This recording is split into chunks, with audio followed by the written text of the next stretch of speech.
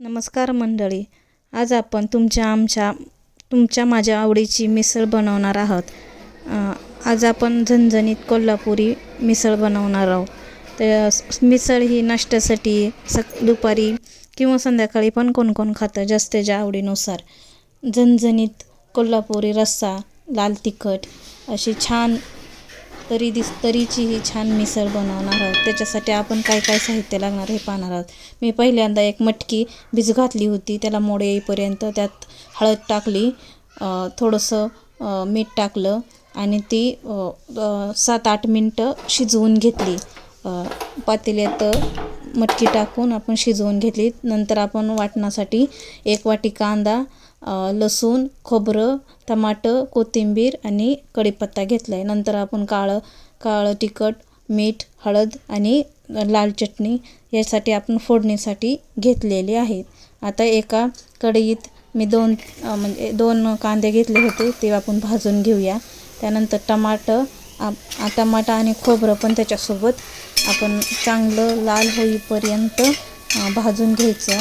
ते भाजून झालं की आपण मिक्सरमध्ये ते काढून घ्यायचं. बारीक ग्रेव्ही त्याची करून घ्यायची. मिक्सरमध्ये आपल्याला बारीक अशी ग्रेव्ही करून घ्यायची. आपण जे टमाटर, खोबरं, कोथिंबीर ती घेतली होती त्याची.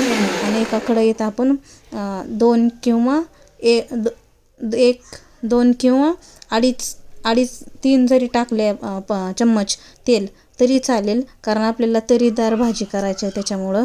नंतर मी त्यात टाकलेलं आहे जिरं आणि मोहरी. नंतर त्यात थोडासा कढीपत्ता पण टाकला आहे. ज्यांना आवडते त्यांनी टाका, ज्यांनी नाही टाकला तरी पण चालते.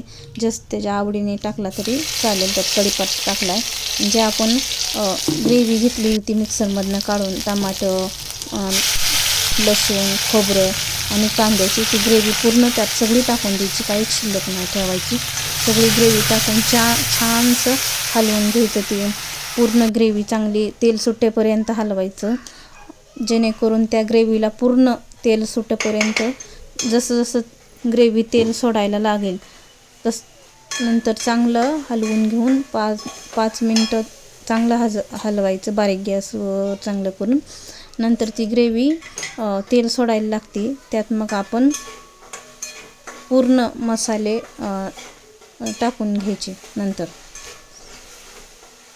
मसाल्यासाठी आपण घेतलेले होतेच की पहिले मसाले, जे हळद, मीठ, काळा मसाला वगैरे. आपण बघू शकता ग्रेव्ही ही कशी तेल सुटायला लागली की आपण मीठ, हळद आणि आपले लाल मसाला, काळा घरगुती मसाला आपण जे करतो मसाला तो टाकून घ्यायचा. आणि मिसळपावचा मसाला हा विकतच आणलेला होता, तो टाकून दिलेला आहे. आणि हा मसाला पण तेल सुटेपर्यंत चांगला. बघू शकता आपल्या ग्रेव्हीला किती छान कलर आलेला आहे. आपण जे मटकी शिजायला घातलेलं होतं ते पाणी आपण काढून घेतले, मटकी बाजूला काढून घेऊन ते पाणी ओतून ग्रेव्हीमध्ये ओतून टाकायचं. म्हणजे चव येते त्या पाण्याची. ऑलरेडी चव असते, मीठ वगैरे टाकलेलं असते त्याच्यामुळं ऑलरेडी चव असते. ते पाणी टाकून घ्यायचं आणि छान थोडंसं सावकाश हलवून भाजी उकळेपर्यंत तसंच ठेवून तुम्ही बघू शकता भाजीला चांगला कलर आला आहे, तरी मस्त आले. त्यात थोडीशी मटकी टाकून द्यायची. मस्त भाजी झालेली आहे आपली. आता इथं बघू शकता आपण फरसाणा, भाजी, मटकी, कोथिंबीर, बारीक चिरलेला कांदा आणि लिंबू घेतलेला आहे. त्यात असं आपण मिसळचं ताट घेतलेलं आहे. तुम्ही बघू शकता. आणि जोडीला खायला पाव पण घेतलेत. असं फरसाण्यात आपली रस्सा टाकून घ्यायचा आणि मस्त झणझणीत कोल्हापुरी असं एन्जॉय करायचं. तुम्हाला कशी वाटली कमेंटमध्ये सांगा, लाईक करा.